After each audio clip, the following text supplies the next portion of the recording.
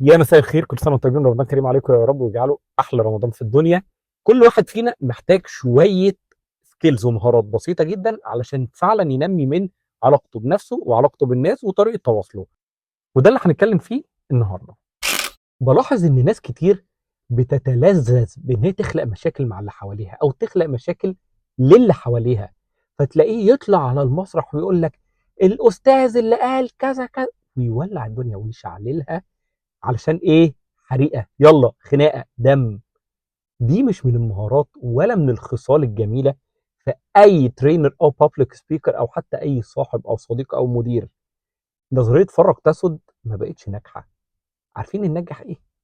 السلام، المشتق من اسم الله تعالى السلام. الشخص اللي بيدعو للسلام، الشخص اللي وجوده بيريح الناس كلها، الشخص اللي بيطلع على المسرح يقول يا جماعه لو لقيتوا حد بيقول واحد اتنين تلاته ما تزعلوش منه، ويبتدي يلاقي مبررات للناس. الشخص اللي وجوده لوحده بيبني جسور سلام.